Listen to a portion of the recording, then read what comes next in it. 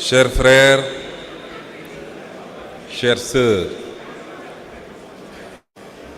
chers frères, chers invités, je voudrais m'arrêter une seconde sur nos chers invités pour vous dire combien nous vous sommes reconnaissants d'avoir répondu à l'appel de Pastef des 4 coins du monde et d'avoir rehaussé chacun et chacune d'entre vous de votre présence et par la représentation de vos formations politiques cette journée extrêmement importante pour notre parti politique. Je voudrais tous vous demander de transmettre nos remerciements à vos formations politiques. Qu'elles soient au pouvoir ou dans l'opposition dans vos pays respectifs, considérez que Pastef les Patriotes vous considèrent comme des partis frères, des mouvements frères et amis, et vous tend plus que jamais la main pour une collaboration, une coopération sincère, profonde, articulée autour des notions qui nous sont très chères également, que sont le patriotisme chacun chez soi et nous tous ensemble pour notre cher continent l'Afrique, la souveraineté, la fraternité. Je voudrais vous remercier très sincèrement, parce que le geste n'est pas petit, mais il est certainement où il peut être le point de départ d'un vaste mouvement, beaucoup plus important, que nous devons structurer, articuler autour de toutes les initiatives progressistes et qui luttent contre les dominations, quelle que soit la forme, qui luttent pour la libération des peuples et des États. Merci au nom de notre parti, merci au nom du Sénégal tout entier.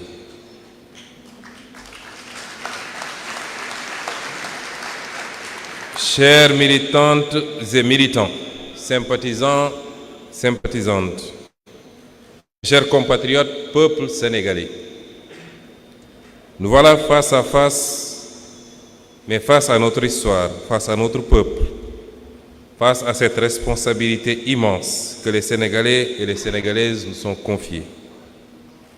En ce jour historique du 6 juin 2026, le premier congrès ordinaire Pastef les Patriotes a réuni des délégués venus des 553 communes du Sénégal ainsi que de la diaspora. C'est tout le parti vivant qui s'est donné rendez-vous ici à Diamniadio pour réfléchir, débattre et préparer l'avenir. Je veux d'abord vous remercier du fond du cœur pour la confiance renouvelée que vous venez de me témoigner en me reconduisant à la présidence de notre parti. Je mesure le poids de cette responsabilité puisque Pastef n'est pas un parti ordinaire dans le paysage sénégalais, dans le paysage africain et au-delà dans la perception mondiale. Et donc cette confiance n'est ni un privilège, ni un honneur personnel. Elle est une charge, une responsabilité et une exigence de fidélité envers notre peuple, nos militants, nos martyrs et notre option panafricaniste et de solidarité internationale.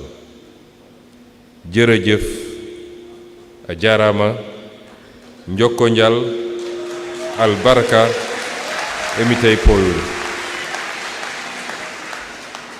Je veux également saluer le travail remarquable accompli durant ce congrès. Des dizaines de contributions, de rapports, de thèses et de textes d'orientation ont été produits, discutés, amendés, puis adoptés dans un esprit de responsabilité militante et de profondeur politique. Cela montre une chose essentielle. Pastef les Patriotes n'est pas seulement une force électorale, il est une force de pensée, d'organisation et de transformation. Je remercie chaleureusement le comité de pilotage du Congrès et le secrétariat général, ou le secrétaire général Mohamed Aïb Salim Dafé, qui en a été la cheville ouvrière si efficace. Les différentes commissions et leurs responsables et membres, les équipes techniques, les militants mobilisés jour et nuit, ainsi que tous ceux qui ont permis la tenue de cette rencontre historique dans un esprit de discipline, de fraternité et d'engagement. Il est évident que ce congrès, nous sommes à la première phase qui est technique et qui a procédé à l'élection du président du parti conformément au texte du parti. Il sera complété certainement demain par l'aspect populaire qui nous permettra de nous adresser de manière plus détaillée aux militantes, aux militants, aux sympathisantes, aux sympathisants, au peuple sénégalais et de donner des orientations beaucoup plus précises, notamment en langue nationale, pour nous faire comprendre ou mieux nous faire comprendre par l'ensemble de nos citoyens. Chers congressistes, chers invités, nous ne sommes pas réunis pour célébrer une victoire électorale comme on célèbre une fin. Nous sommes réunis parce qu'une brèche historique s'est ouverte et qu'il nous revient désormais de décider de ce que nous allons en faire. Allons-nous laisser cette espérance être absorbée par l'ordre ancien? Ou allons-nous organiser durablement la souveraineté du Sénégal? Voilà la question radicale. Je rappelle qu'il y a 12 ans, en 2014, naissait Pastef les Patriotes. Tout est parti d'une intuition devenue conviction. L'intuition devenue conviction que le Sénégal ne souffrait pas seulement d'erreurs de gouvernance, mais d'un système de dépendance profondément enraciné. Comme l'avait montré Frantz Fanon, l'indépendance politique peut survivre à la dépendance réelle lorsque les structures profondes de domination demeurent intactes.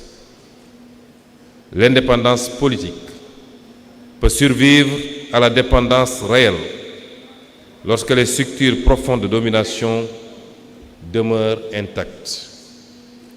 Le manifeste des patriotes, puis l'appel aux patriotes ont donné une première formulation politique à cette exigence de souveraineté, de travail, de dignité et de justice.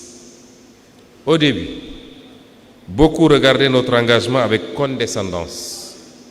On nous présentait comme une force marginale, un regroupement de jeunes cadres de l'administration, d'intellectuels, définitivement incapables de peser dans le jeu politique sénégalais.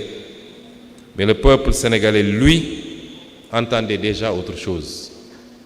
En 2017, malgré des moyens limités et un environnement politique hostile, Pastef les Patriotes fit son entrée à l'Assemblée nationale avec mon élection comme député. Cette présence parlementaire permit de porter dans les institutions une parole nouvelle sur la souveraineté, les ressources naturelles, la corruption et la dignité nationale. Je peux rendre hommage à ceux avec qui j'ai partagé cette assemblée, notamment Madame Aïda Mbodj, ici présente. Puis vint l'élection présidentielle de 2019.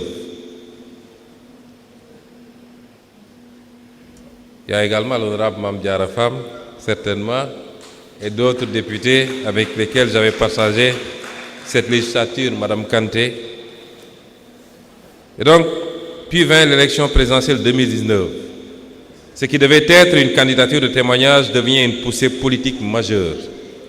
En quelques années seulement, une nouvelle génération politique s'imposait dans le paysage national et faisait émerger une alternative populaire capable de remettre en cause les équilibres établis depuis des décennies. C'est à partir de ce moment que le système comprit que Pastef les Patriotes n'était plus un simple parti d'opposition, mais l'expression politique d'une crise profonde de l'ordre postcolonial sénégalais. Cette crise n'est pas seulement institutionnelle, elle est aussi morale, culturelle et historique, qui a appelé notre pays, comme tous les pays africains, à inventer sa propre voie historique. Dès lors, avec une constante renouvelée et une énergie entretenue par des forces internes et externes.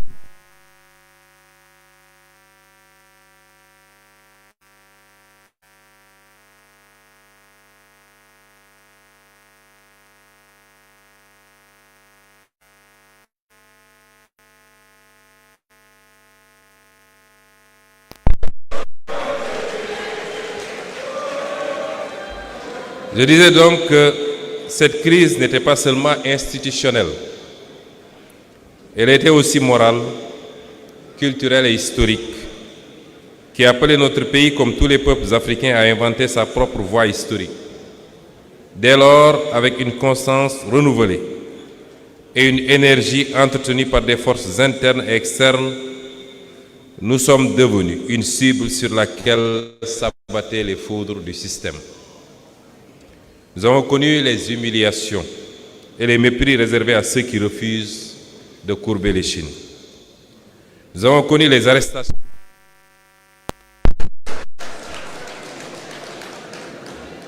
Nous avons connu les arrestations, les gaz lacrymogènes, les prisons, les campagnes de diffamation et le harcèlement judiciaire.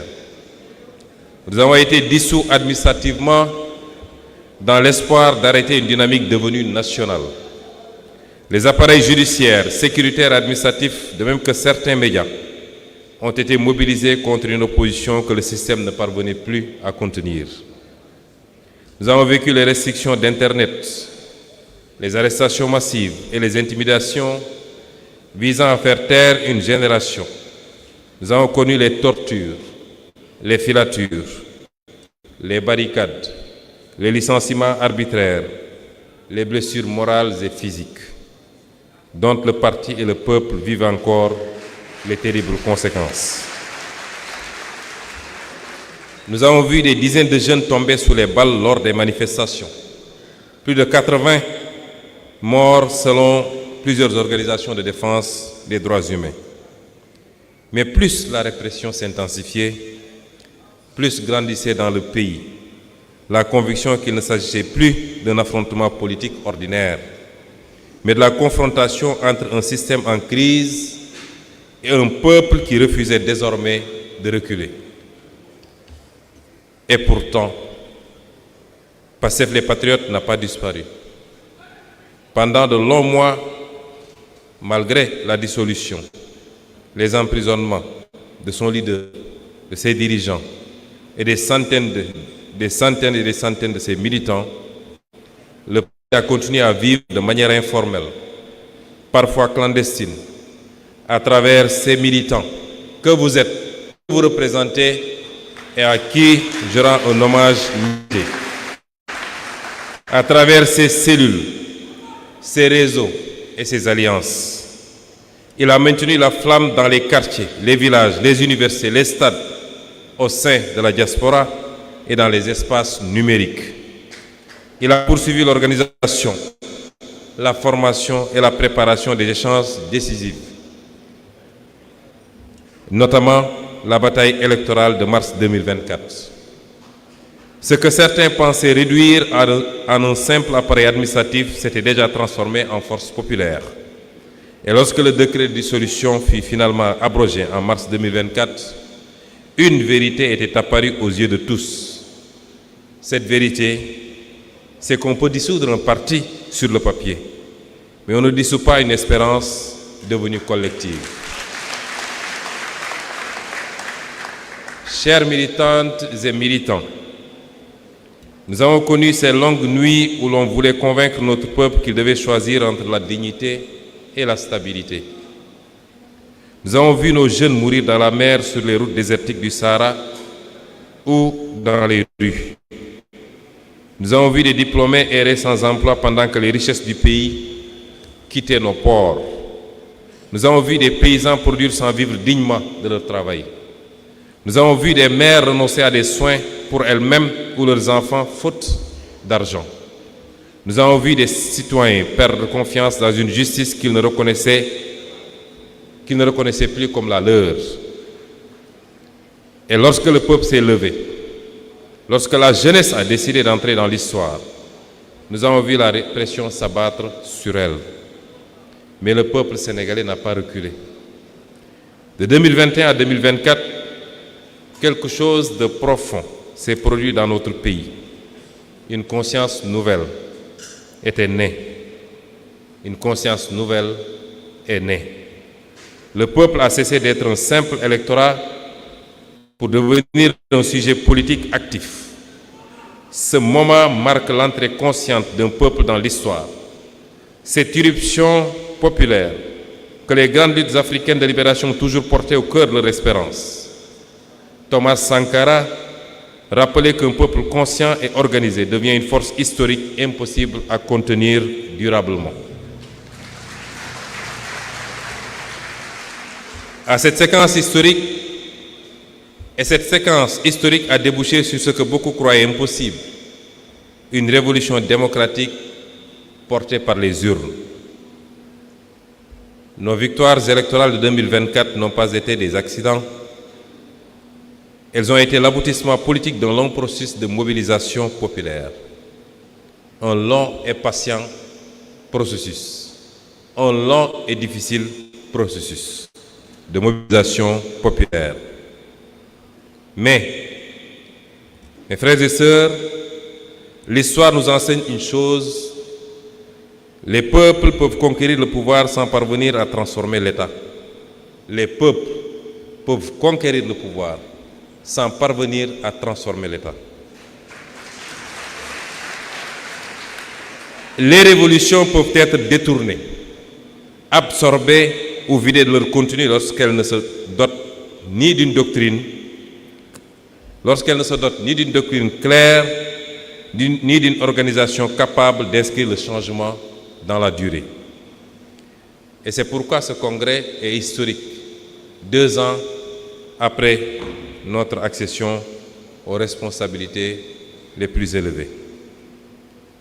Car il marque le passage d'un mouvement de rupture au parti de transformation historique, autrement dit, au parti révolutionnaire.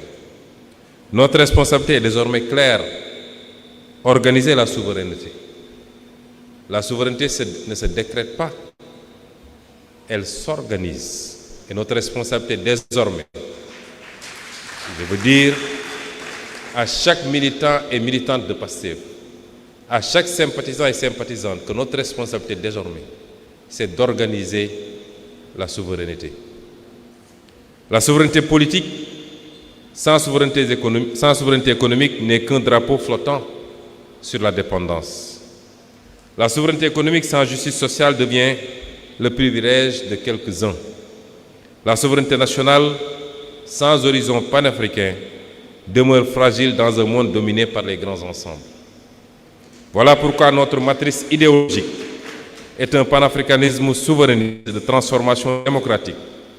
Nous nous inscrivons ainsi dans la continuité des grands combats intellectuels et politiques africains, de Cheikh Anta Diop à Amical Cabral, en passant par Kwame Nkrumah, qui avait compris que la souveraineté ne pouvait être ni seulement juridique, ni seulement symbolique, mais elle devait être culturelle, économique et politique.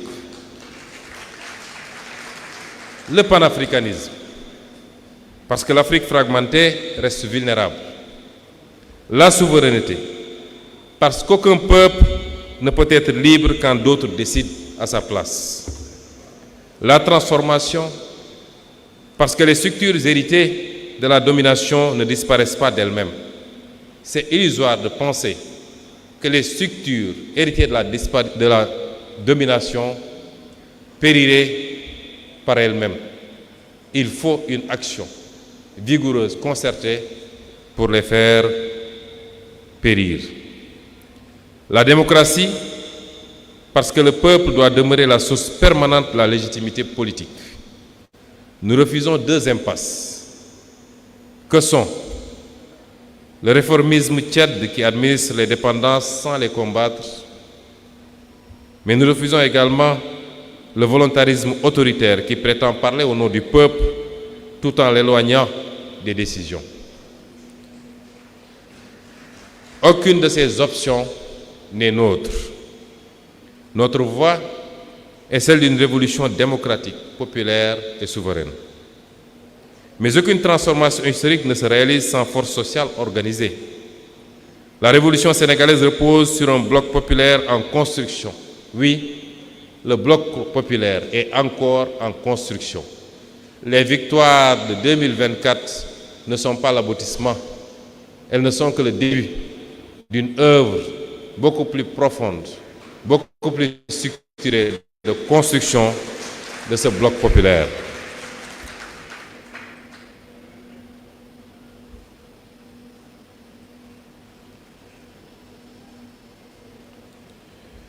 Cette jeunesse qui a refusé la résignation, ces travailleurs du secteur formel et informel qui produisent les richesses du pays sans toujours en recevoir les fruits, ces femmes, ces braves femmes qui portent les solidarités sociales et l'économie quotidienne, ces paysans, ces pêcheurs, ces artisans, ces enseignants, ces agents publics, ces sportifs, ces intellectuels, artistes, acteurs culturels, mais aussi ces spiritualités populaires qui continuent de structurer la société sénégalaise en profondeur. Les femmes du bois sacré, les ndongodara, les Domou Djangoubi, les héritiers des grandes traditions spirituelles et communautaires qui ont appris à notre peuple la dignité, la discipline, la solidarité, le partage et la résistance. Sans oublier cette diaspora qui continue d'aimer et de soutenir la patrie malgré la distance. Pastef les patriotes ne doit jamais devenir un simple appareil électoral vivant au rythme des échéances politiques et des conquêtes institutionnelles. Il est né d'une exigence plus profonde, celle d'organiser durablement la force populaire qui a rendu possible la rupture historique que connaît aujourd'hui le Sénégal. Notre parti est un parti de masse. Notre parti est un parti de masse. Il n'est pas un parti de télévision, il n'est pas un parti de réseaux sociaux, il est tout cela en même temps, mais il est un parti de masse. Il puise sa force dans son enracinement populaire, territorial et militant, dans les quartiers, les villages, les universités, les lieux de travail, la diaspora, les cellules, les sections et les coordinations. Il doit rester présent au cœur de la société réelle, car une révolution ne se maintient pas uniquement depuis les sommets de l'État. Elle se construit et se protège dans l'organisation consciente du peuple. Notre rôle n'est pas de nous substituer au peuple, mais de lui donner des instruments d'organisation, de formation et d'action. Amical Cabral rappelait que les moments de libération ne triomphent durablement que lorsqu'ils élèvent le niveau de conscience politique du peuple et transforment l'organisation en école de responsabilité historique. Le parti doit donc être le levain de la révolution. Le levain est le levier de la révolution. Cette force organisatrice qui relie les aspirations populaires à une stratégie de transformation durable. Cela exige un parti discipliné. Cela exige un parti discipliné. Cela exige un parti discipliné. C'est un des grands chantiers qui nous attend. Un parti discipliné, un parti formateur et idéologiquement clair.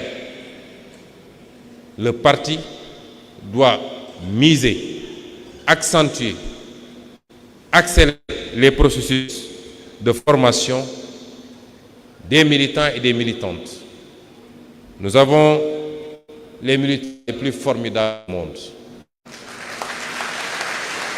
Je ne cesserai jamais de vous rendre cet hommage. Mais nous avons ce besoin d'accélérer la formation de ces militants, puisque toutes les autres considérations dépendront de la qualité de cette formation. Un parti capable de produire de la pensée, d'éclairer les choix nationaux, de former ses militants, d'éviter les dérives bureaucratiques et de maintenir le lien vivant entre l'État et le peuple. Car lorsqu'un parti révolutionnaire cesse de former, il commence à s'administrer lui-même. Et lorsqu'il cesse d'écouter le peuple, il commence à se détacher de l'histoire. Chers congressistes, la souveraineté exige un État stratège. Cette exigence prolonge une tradition sénégalaise ancienne portée notamment par Mamadou Dia, qui avait compris très tôt qu'une souveraineté politique ne peut survivre durablement sans maîtrise de l'économie nationale.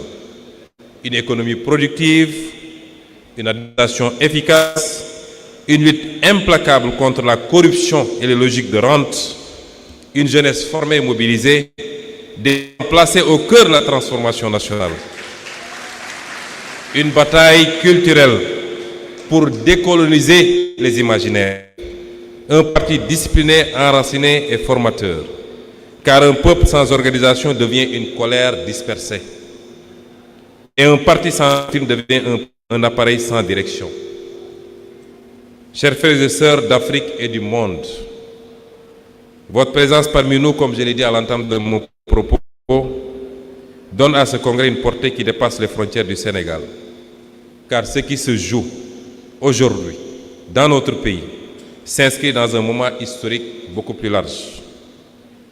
Le monde traverse une phase de basculement. L'ordre international hérité de la fin de la guerre froide se fragilise. Les certitudes du néolibéralisme vacillent. Les tensions géopolitiques se multiplient, tandis que les inégalités, les crises climatiques, les crises migratoires et les logiques de prédation aggravent la fragilité des peuples du Sud. Oui, nous réaffirmons notre ancrage dans ce Sud global. Dans ce contexte, l'Afrique entre à son tour dans une nouvelle séquence historique. Partout montrent des aspirations à la souveraineté, à la dignité, à la maîtrise des ressources et à la reconquête des capacités nationales. Les peuples africains refusent de plus en plus d'être des périphéries dépendantes dans un monde organisé sans eux et souvent contre eux. Cette aspiration rejoint le long combat mené par Cheikh Anta Diop pour restituer à l'Afrique sa centralité historique, scientifique et civilisationnelle, et par beaucoup d'autres, les Théophile Obenga et beaucoup d'autres scientifiques. Notre sous-région traverse des tensions profondes, crise sécuritaire, instabilité politique, intervention extérieure, fragilisation économique et sociale. Et je veux attirer l'attention que notre révolution est guettée aujourd'hui, justement par ces interventions extérieures. Tout ce qui se passe actuellement au Sénégal ne relève pas seulement de considérations endogènes. J'y reviendrai plus largement dans d'autres développements. Mais je veux vous rassurer également que cette fois-ci, aucun projet de sabotage de cette révolution n'aboutira parce que le peuple debout, à côté de PASTEF, donnera les garanties qu'il faut pour qu'enfin nous puissions libérer notre pays. Le Sénégal entend prendre toute sa place dans cette réflexion historique. Nous partageons avec les peuples africains la même aspiration à la souveraineté et à la dignité. Mais nous voulons également montrer qu'il est possible de porter une dynamique de rupture dans un cadre démocratique, populaire et institutionnel.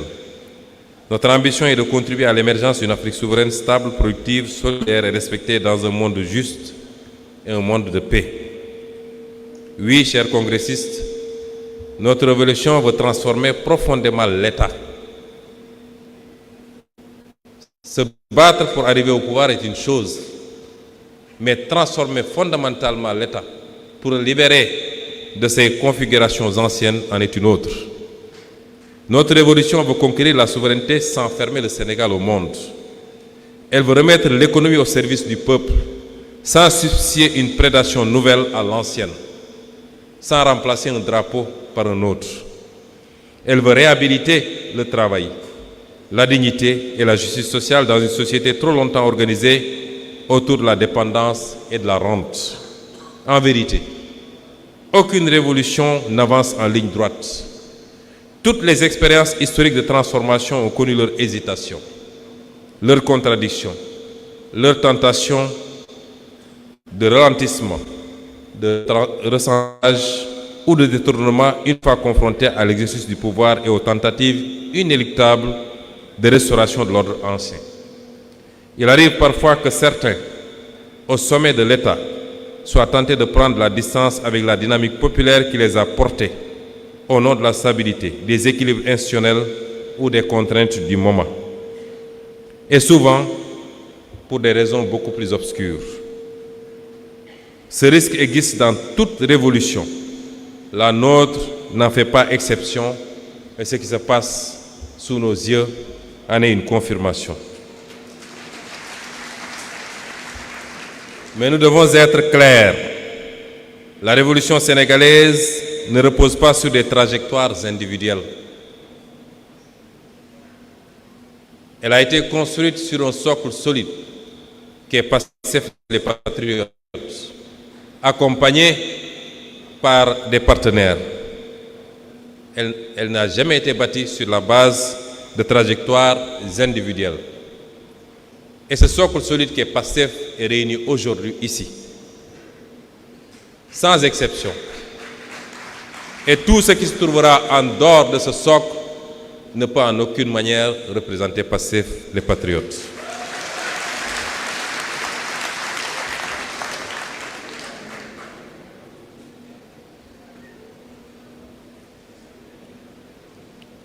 Notre révolution repose sur un peuple, un parti, une mouvance, une conscience historique collective, à travers une orientation stratégique. Et tant que Pastef les Patriotes restera debout, tant que les cadres, ces militants, ces élus, son bloc populaire, ces femmes, ces jeunes resteront fidèles à la ligne de souveraineté et de transformation, la révolution ne déraillera pas. Chers militants et militantes, chers congressistes, nous devons rester fidèles à ce qui nous a fait naître. Depuis notre arrivée aux responsabilités, nous avons commencé à traduire cette orientation dans les faits. Non pas parfaitement, et en 2 ans, même en 20 ans, on ne peut pas avoir une action politique parfaite, a fortiori en 2 ans. Non pas sans difficulté également, parce que vous savez tous l'héritage budgétaire et financier catastrophique qui a été le nôtre. Mais avec une ligne claire, de remettre l'État au service du peuple et replacer la souveraineté au cœur de l'action publique. Nous avons choisi la vérité plutôt que la dissimulation en révélant l'ampleur réelle de la situation financière héritée du passé. Nous avons engagé une politique de rationalisation de l'État et commencé à remettre la production, le travail et la souveraineté économique au centre des priorités nationales.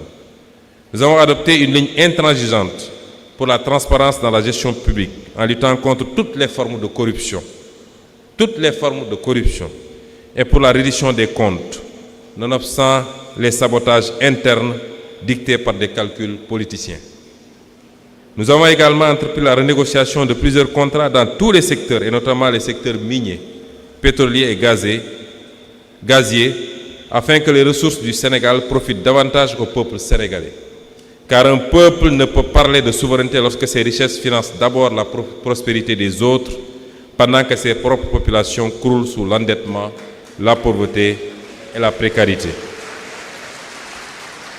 Nous avons accordé nos priorités aux véritables secteurs stratégiques pour une souveraineté agricole, alimentaire, énergétique, sécuritaire et j'en passe, plutôt qu'aux investissements de prestige. Nous avons refusé les dictats exogènes et recouru à des mécanismes endogènes et citoyens de financement de nos politiques publiques pour faire face aux conséquences désastreuses des errements du passé.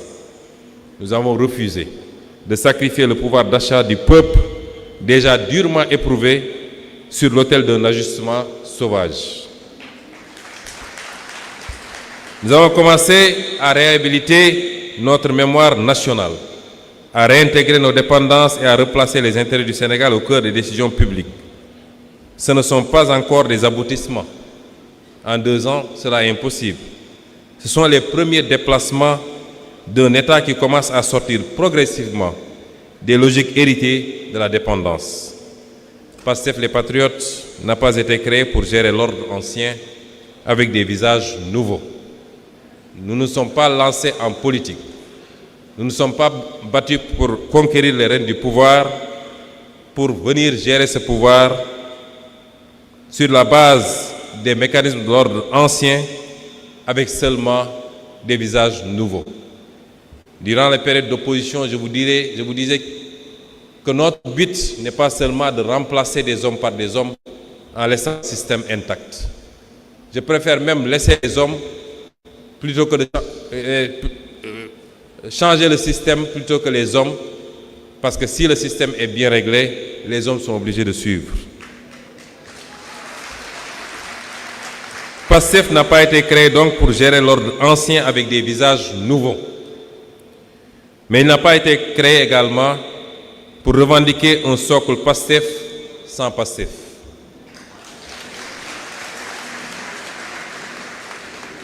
Chers frères et sœurs, la tendance à l'embourgeoisement, à s'éloigner du parti et du peuple, ne peut pas prospérer. PASTEF a été créé pour dépasser l'état postcolonial et reconstruire le Sénégal autour du travail, de la dignité, de la justice et de la souveraineté. Chères militantes, chers militants, chers congressistes, de nouveau, nous ne devons jamais oublier le sacrifice de ceux grâce à qui ce moment historique a été rendu possible. Derrière cette victoire, derrière ce congrès, cette espérance qui traverse aujourd'hui le Sénégal, rappelons-nous qu'il y a des sacrifices, des souffrances et des vies brisées.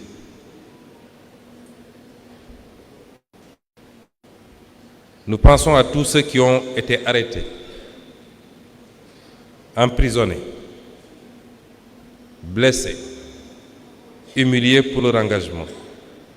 Nous pensons à ces familles qui ont vécu l'angoisse des disparitions, des procès et de la répression. Mais nous pensons surtout à nos martyrs, à ces jeunes tombés dans les manifestations, souvent au seuil de leur vie, parce qu'ils avaient décidé de refuser l'injustice. Ils avaient décidé de refuser le mépris et la confiscation de leur avenir.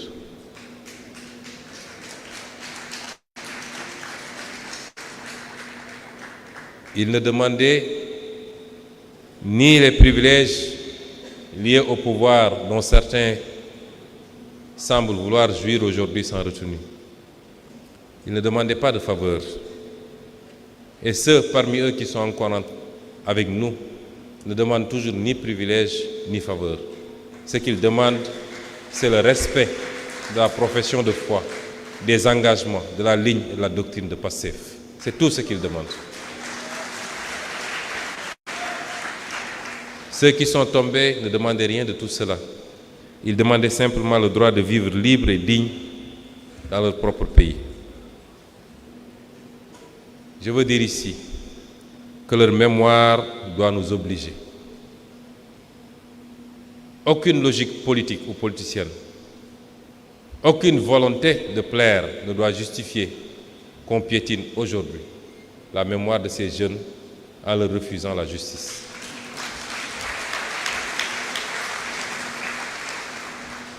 Nous n'avons pas le droit de trahir leur espérance en transformant cette révolution en routine administrative, en compromis de confort ou en simple alternance politique. Car le sang versé par un peuple crée une responsabilité historique. Chaque goutte de sang versée par le peuple crée une responsabilité historique. Car une révolution qui oublie ses martyrs finit toujours par oublier son peuple. Chers frères, chers sœurs, nous ne menons pas ce combat pour le seul plaisir des mots ou des symboles. Nous le menons pour construire un Sénégal nouveau. Un Sénégal où aucun jeune ne sera condamné à choisir entre le chômage, l'exil et le désespoir. Un Sénégal où les richesses tirées de notre sous-sol et de nos mers financeront les écoles, les universités, les hôpitaux, les infrastructures et la recherche plutôt que les privilèges d'une minorité ou la prospérité d'intérêts extérieurs. Durant les 2 ans que nous avons passés à la primature, voilà l'essence du combat que nous avons mené. un contexte extrêmement difficile parce que lorsque nous ramions vers une direction, d'autres ramaient à contre-courant. C'est ce combat que nos vaillants députés mènent tous les jours également à l'Assemblée nationale et c'est le lieu de leur rendre hommage pour le travail qu'ils font. Certains pourraient penser et se réjouir que dès lors que Sonko n'est plus à primature, les jeux sont ouverts. Les jeux sont ouverts. Qu'ils se détrompent. Nous pouvons mieux contrôler aujourd'hui ce qui se fait, avec plus d'indépendance, en étant à l'Assemblée nationale et puis vous assurer que les intérêts du peuple seront saufs et sauvegardés.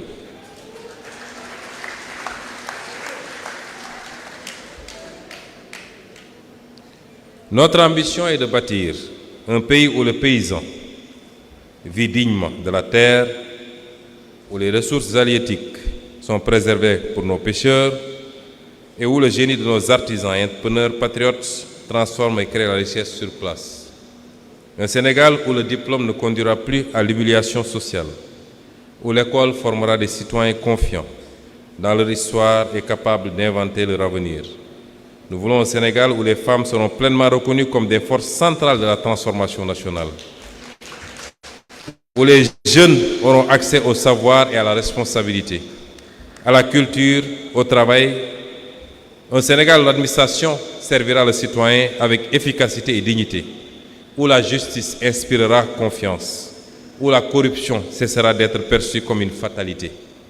Nous voulons enfin un Sénégal réconcilié avec lui-même, fier de ses langues, de ses cultures, de ses spiritualités et de son histoire. Un Sénégal capable de dialoguer avec le monde sans se renier, de coopérer sans se soumettre et d'avancer vers l'avenir sans tourner le dos à l'Afrique. Nous sommes à un tournant de l'histoire.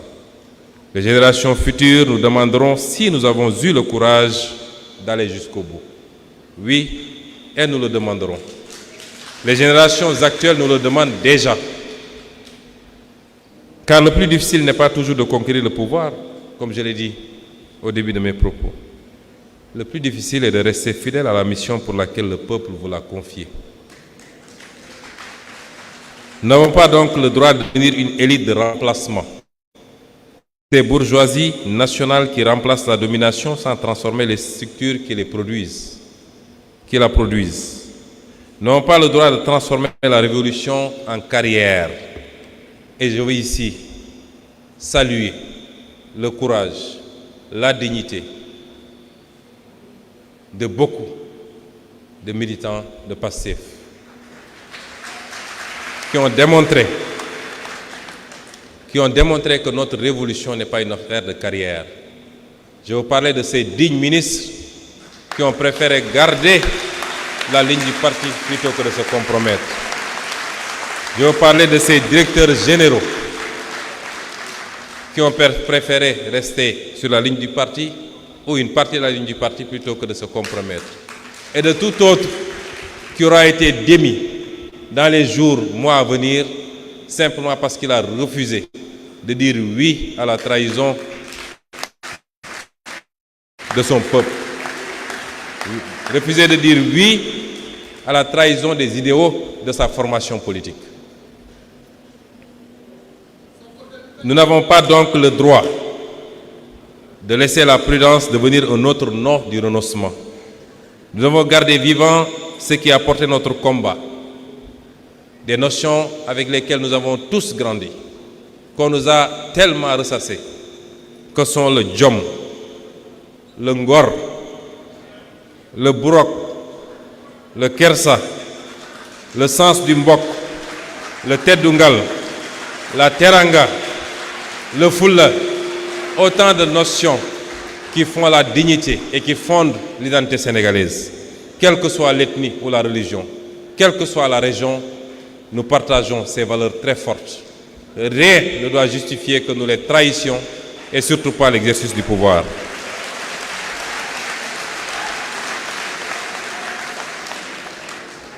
Et nos ministres, nos députés, nos DG ont prouvé l'alignement de PASTEF à cette doctrine. Le président de l'Assemblée nationale, et il le restera à vie, l'a prouvé également. Nous sommes un peuple de Djom, de Ngor, de travail, et ici j'utilise tout le broc, de Kersa, de sens du Mbok, de Tedungal et de Teranga.